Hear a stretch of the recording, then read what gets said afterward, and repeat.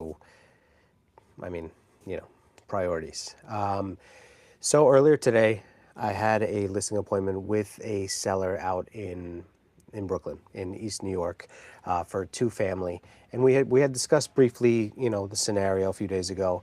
Then I went over because it's much easier, much more practical, and realistic to see the property as a real estate agent, analyze, exactly what we're looking at, how much, what should they work on, what shouldn't they work on, what can they do to add value that doesn't cost too much to implement. Or sometimes, just there's nothing really to do except for reorganizing the space, maybe a little paint, trimming the hedges, landscaping, that sort of, just maintenance overall. And that kind of advice is something that we provide free of charge. It's part of our job. So went to have the meeting, of course, also to establish the relationship, to give guidance as much as possible, and to, see how I can best help them, right? Because at the end of the day, that's really what we want to do, is we want to help as many people as we can, and we want to make sure that they're making wise decisions, and that we're advising them based on their best interest and how we, what we see, what we know based on our experience, based on our partners, based on a variety of things. And the reason I wanted to come on here is because I talk about it a lot. I've talked about it in many videos before, and in a lot of my content is about how when you meet with people, or at least the way that I conduct my business is that I'm always transparent and I always treat my clients as if they were my family, right? So I go in there with a mindset of, it's not what goes into my pocket, it's what are they walking away with, it's, is this in their best interest, are they going to make the money they need, is this going to help them move forward in a way that they will be happy to be moving forward. Not worried about how much the commission is going to be, not worried about, you know, how soon is this going to close, what debt can I pay off, or what car, what new car can I get. This is all about them, right? And that's how I sleep at night. And the reason I bring this up is because I did this video before of how I lost $60,000 in a meeting. And this is a real life example that happened today. This is not something that happened a few years ago. This is not something that happened yesterday. This was today. So we met, we went through the house. He gave me the whole walkthrough. I always like to see the house through the eyes of the buyer, through the eyes of the real estate professional that I am, and analyze as both sides, right? As a buyer, I'm looking, okay, this would be changed. This is how I'm adjusting my value of the home, how I'm adjusting my offer.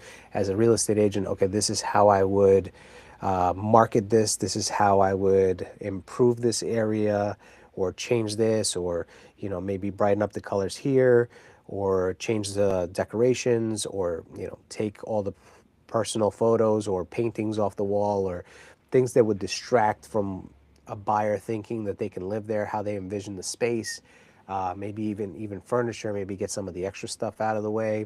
If you have kiddos, there's toys, there's a whole bunch of stuff that's always extra all around. Maybe designate a new area for it, and then as far as remodeling, renovations, that's a big question that people ask about, and that was one of the reasons that I wanted to meet with this client, because one of the parts of the initial conversation that we had was they wanted to talk about if it was worth doing this or that renovation. And it really was more from the area, or the view of them saying, I want to do this or that renovation, right? So in order to best serve them, I wanted to see with my own eyes and give them my advice, again, based on my experience and based on, you know, the best path forward, based on the conversation with them of what their goals and what they need, what that all looks like. So the meeting was really, it was pleasant. It took a long time. We walked through the home. We talked about a lot of different things regarding real estate. And then at the end of the day, we were outside. It's been a rainy day, so we were on the stoop. We were talking, and then we went to the basement, walked through everything. went to the backyard, looked at how that is. This is a premier property. Okay, this is a two-family with a private driveway, with garage, with an actual backyard space. You have a separate entrance to the basement, and then you have 7 bedrooms in total. So this is a keeper, right? This is for somebody that's been looking for a multifamily. This is a home run for somebody that owns one. Let's take care of this bad boy, right? But when we had the conversation and I delved more into the why, the what, the when, the where, the how, we I was analyzing everything he was saying, right? I was really listening with the intent of not what was I going to say to him. I learned to go to these meetings, to these appointments from a place of curiosity, from a place of trying to understand their needs and listen not only to what they're saying, but to what they mean. Because a lot of times in this business, I used to listen to everything word for word and try to memorize everything word for word, and then go back to that, right? Like, if somebody said, as another example, if they said, I'm looking for a 3-bedroom condo in Long Island City, right? That's what I would listen to, and that's all I would look for. But if I would have listened to the actual conversation and read in between the lines and listened to what their needs were, what they needed was a good amount of space. They wanted a minimum of 3 bedrooms, and they loved the concept of having a home. They loved the concept of having a backyard. They love the concept of having privacy and having a detached space. And I learned this time and again. And at the end of the day, some of those people that said they wanted a 3-bedroom condo would all of a sudden either call me and ask me to go look at a 3-family house in Long Island, or they would have bought a 3-family house in Long Island. And I'm here scratching my head like, wait, but we just talked about condos and there were no condos for you. So I apply that to the listing side of things. So when I have an appointment and I'm listening to them and they're talking about, the money that they're looking to spend, how they're planning to use the property, how long they've had it, what their future plans are, the excitement level of those future plans. And they also talk about, how they envision themselves in this property or another property, and the challenges that they face and how they want to face them and what their goals are. When I'm constantly analyzing that in an appointment, I'm coming up with a story and a way of solving these problems and these circumstances that they're presenting to me, right? So when they tell me that they would love to sell their home and make XYZ, and that XYZ is not possible, then we have to really talk about that. In today's case, again, I'm not going to go into the exact details, but I will tell you that at the end of the day, when analyzing the whole situation, what they want to accomplish, there are 2 paths to take. There's either selling or not selling, right? And selling could also go to selling now or selling in the future. So after speaking to him, he was honest enough to tell me that I was the 3rd agent that he spoke to, right? Of course, I joked, lucky number 3, which I do love the number 3. Side note, not really important to the story. But after speaking to him about everything that he said, what I understood him to be telling me is that, in not so many words, it would be better for them to stay there and enjoy this property and do what they want to do with it. And it would be better for them in total, based on the conversation. It would make more sense for them. It would be more beneficial to them to stay there instead of, selling the property. Again, now, not again, but everything has a price. And real estate is one of those things, right? No one, based on what I just said, it doesn't mean that if a absolute home run of an offer came through that they wouldn't take it. But what I told them was, listen, I totally understand where you're coming from. I listened to what you're saying. It seems like you're very excited with the possibilities and with what your plans are here. And I know other people have talked to you about offers, and I'm sure that there are investors that would love to give you a low ball offer. And I have clients that would love to give you a low offer. But based on what we've talked about here, I know that that's not at all what you're interested in. I understand what this person's interested in, right? They want this A or B situation, right? They want either to achieve their goals with what they want to do with the property, or they want a out of this world offer. And I was honest with him and I said, in all honesty, I have buyers that are looking in the area. I know that for some, this would be a match, but I don't know if that match would be the offer that you want, right? Because if I know, for example, that I have buyers looking in the area, but their budget is like $300,000 less than what this home would sell for, I told them I'm going to be honest with you up front and tell you that I'm not bringing those people because I already know the type of offer that you want. So I don't want to disappoint you with that. So I said, here is the analysis that I have. This is what I think the home will sell for, right? These are the services that I provide. I didn't go into all that. I literally went there with an open mind just to listen to him and what he wanted to convey to me, what his story is, what his goals are, right?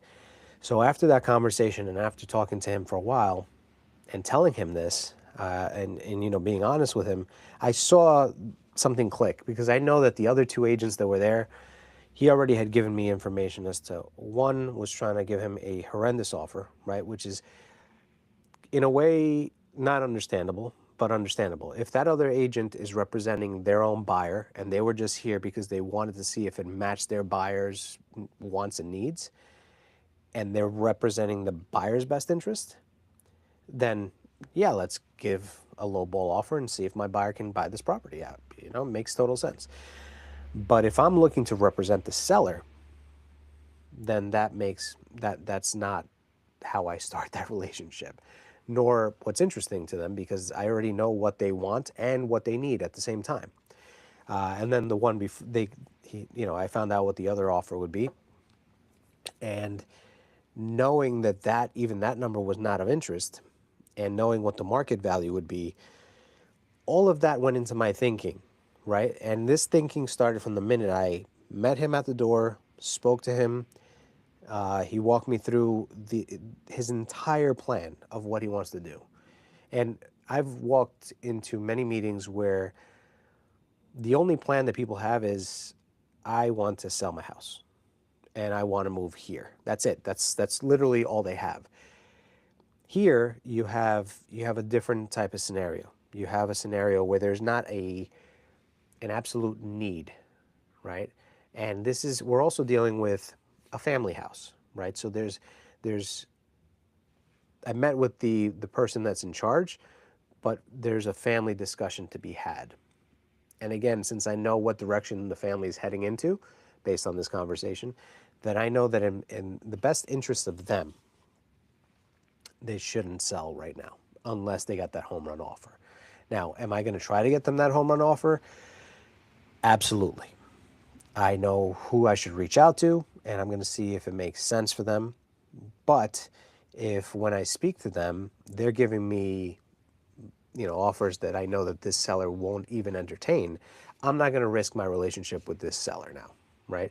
I established trust because I told him from the beginning what my intentions were, how I can help. And now that you've empowered me with information, telling me, what your goals are. And, you know, he was open. He wanted to hear the numbers that I had in mind, right? Because at the end of the day, there's a big thing where real estate agents, you could have 10 real estate agents come over to your house and you can have 21 different numbers given to you. Okay. And I mean that. And the reason being that every agent either goes with their own, like we all have access to the same information as agents. Okay. But there's different intentions and there's different stories being told, right? Some people will, go in and they'll tell you that your house is worth way more than it actually is, just so that they get their sign in the yard. Others will, you know, tell you that you should price it a little lower than market value so that then you can have people compete and bring it over the asking price. And then you have agents that are strategic with the pricing because they're open to either a little bit below or a little bit above, right? With timelines installed. So, and then others, not to disparage anybody, but they don't know how to compare homes, I guess. At the end of the day, as a seller, I highly encourage you not to listen to the price that agents are telling you, but to listen to the price that agents are showing you. Because I always ask when let's say some agent gave this number, right? And let's say it's exorbitantly higher than what I would come to the table with. I'll tell them, well, did they show you the data or did they just tell you a number, right? And a lot of times they'll be like, oh no, they just said it would be worth. And I'm like, I totally understand that. And here's the numbers that I actually reviewed. And based on this, how do you think that we would achieve that price? And then they're like, well, I don't know, yours seems, but we really don't want to leave any money on the table. Oh, but we really don't want to, we don't want to give it away. It's all the same conversation. And at the end of the day, what happens is if you list with that person that told you that it's XYZ numbers higher than the agent that told you what the actual market value would be and where we should list it and how we can expect offers to come in, if you choose that path, that means that you're gonna list it for a high price, which is great. Now the neighborhood thinks that your house is golden until they see that sign in front of your yard month after month after month after month. And what ends up happening at that point? Now they're curious, what's wrong with your house? Now they're curious about, why are we, why is their house so expensive, right? And then the agent that you hire that made you list up here, they're going to start telling you we should cut the price, we should cut the price, we should cut the price. And you're gonna end up going from up here to where Dave told you, I'm sorry, did I say Dave? I meant the agent that actually told you the correct market price from the beginning. You're going to go from up here to down here. The problem is that this decrease took months, right? And these months still cost mortgage payments, taxes, insurance, maintenance costs. So you're losing money in these months when you finally get to this. Whereas if you would have started here, you might have sold here or here in terms of timeline. You would have sold quick, less expenses. So it costs you one way or another to listen to bad advice. So that's how I sleep at night, is by trying my best to provide you and arm you with the knowledge, like I did today with this seller. Here's the knowledge, here's the information, here are the numbers that make sense for your home. Period. But based on what you're telling me that your goals are, I don't think you should sell. And that to me is one of my differentiating factors. Besides tech, besides the skills, besides the fact that I'm learning based and that I have a work ethic that I'm proud of when it comes to my clients, and I will go to bat for them and I protect them and I treat them like family. The other thing that I value high is that I will tell you the truth from the very beginning, disappoint you with the facts at the start, and tell you the truth. Where I've seen many people look at me weird, I see the twitch because they're expecting this guy Dave, man, what do you mean he doesn't want to sell the house? I see it. I see the quick flicker of the eyes, and then I see complete change. I see complete change to somebody looking at me and saying, now this is the dude I can trust. This is the guy that I know maybe he's not selling my house, but if my mom tells me that she needs to sell her house tomorrow, there's nobody else I'm calling. If my friend tells me that they're going to look for a place, there's no one else I'm calling but Dave, right? And I established that framework. I established my reputation as that agent by being honest from the beginning. And I wanted to come on here and tell you this because it's something that I believe, it's something that I've done in the past and that I've tried to illustrate and talk about as I did it or I've done it. And it's been a little while since the last time that I tell somebody, then don't sell, right? Have told people recently, well, don't buy. But when it comes to selling, it's a little different because sometimes there are scenarios where if you sell, like there's been scenarios where I had a seller who, if they would have sold, they don't qualify to purchase anything else based on, income, assets, etc. They when they sell, they owed too much on the property, so they wouldn't have really much equity in order to buy something that they would be comfortable living in here in New York, because they didn't want to move out of state.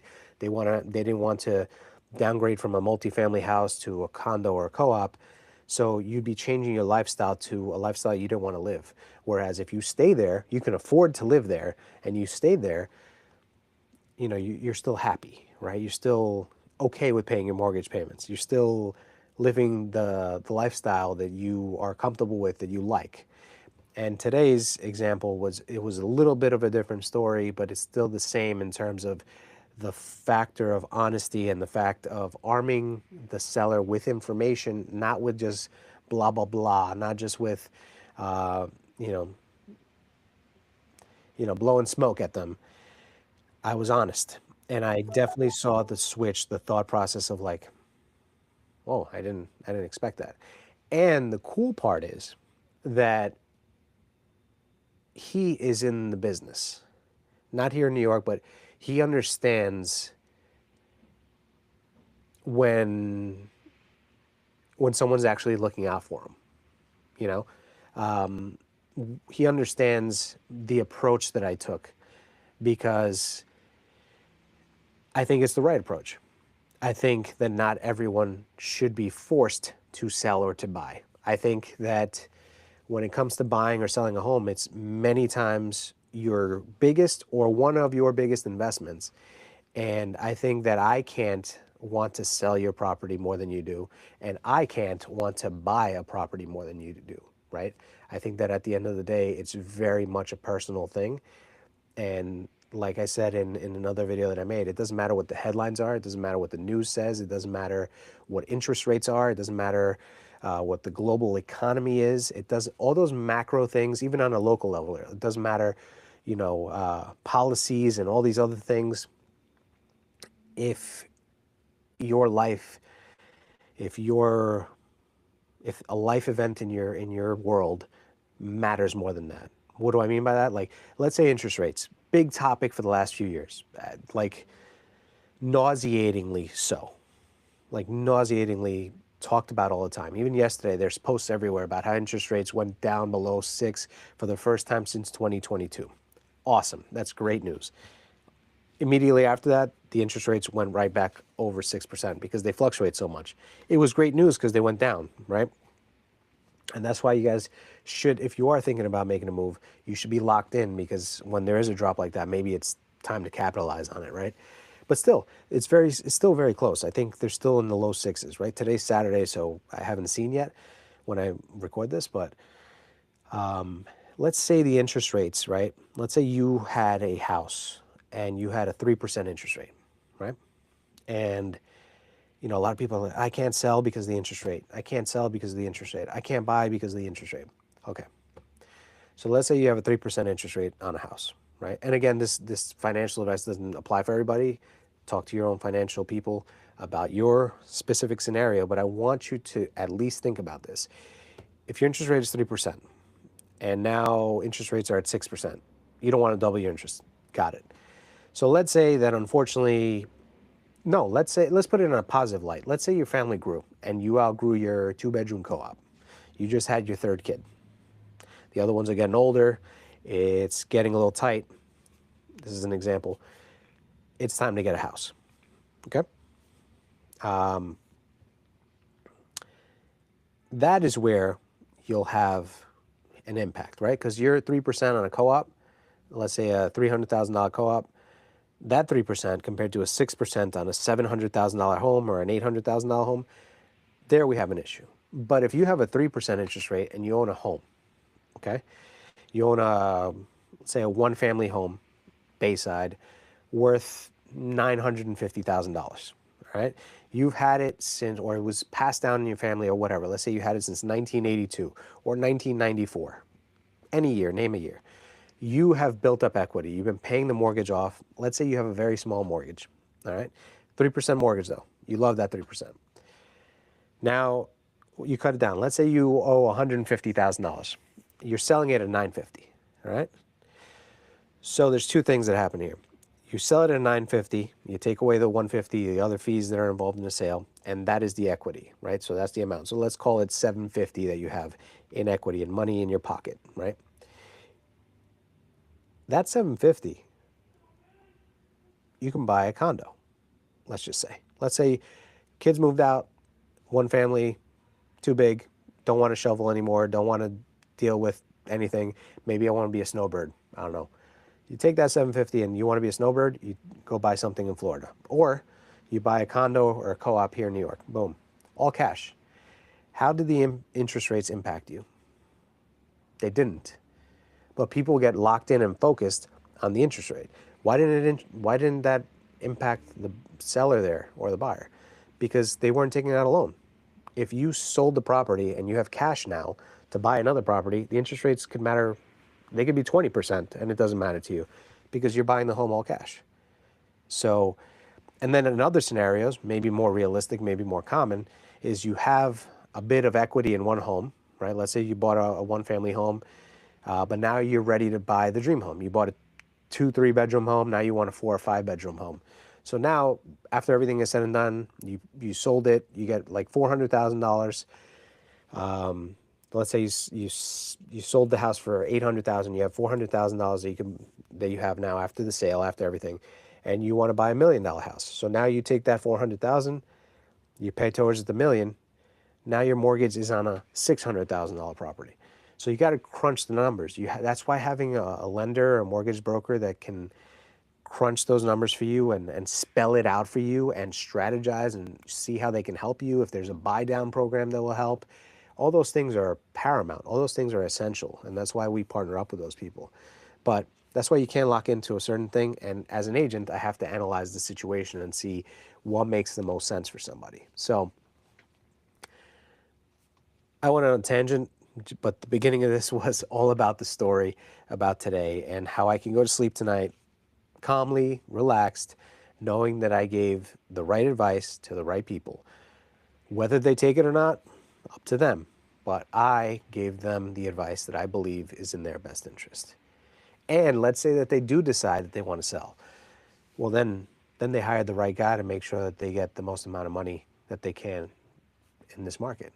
And I know what's acceptable, what's not. I have to, of course, present every offer, but I know where they stand and I know how I have to negotiate and how I have to strategize in order to get as close to that number or higher than they want. So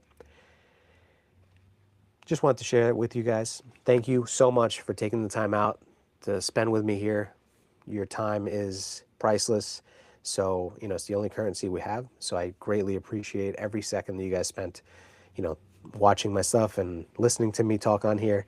And if you guys ever need anything real estate related, I'm never too busy. It doesn't matter what social media shows or how many listings or how many buyers I'm working with. I'm always open to your questions. If I can't get to them right away, I'll get to them as soon as I can. If I don't have the answer, I will find someone who has the answer. And don't forget that I can help you domestically, so here within the United States, or internationally. I want to be more of an international Dave.